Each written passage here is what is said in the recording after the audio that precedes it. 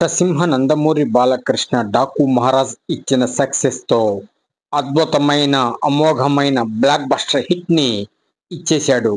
ఈ సక్సెస్ తో వెంటనే అఖండ తాండవం ఆరంభం అయిపోయింది. ఆ షూటింగ్ సెట్స్ లోకి వెళ్ళిపోయారు నటసింహ నందమూరి బాలకృష్ణ గారు. శివరాత్రికి శివాలెత్తటమే అంటే భైరవ తాండవం చేయటానికి ఆ రోజు ముహూర్తం నిర్ణయించారు.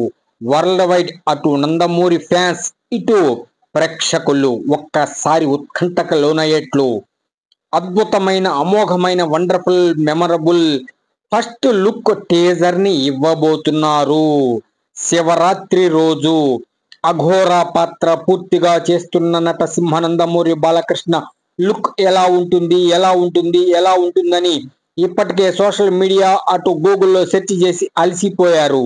వారి కోరిక తీరుస్తూ శివరాత్రికి శివాలెత్తించటానికి వస్తున్నాడు నటసింహ నందమూరి బాలకృష్ణ అఘోరాగా. ఆ అఘోరా రూపం తలుచుకుంటేనే నరాలు నిక్కబొడుచుకుంటున్నాయి.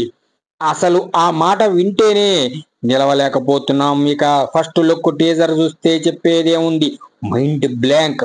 అటువంటి అద్భుతమైన ఒక లుక్ ని రెడీ చేశారట. మరియు బోయపాటి శ్రీను ఆ లుక్ ని క్రియేట్ చేయటానికి చాలా కేర్ తీసుకున్నట్ట.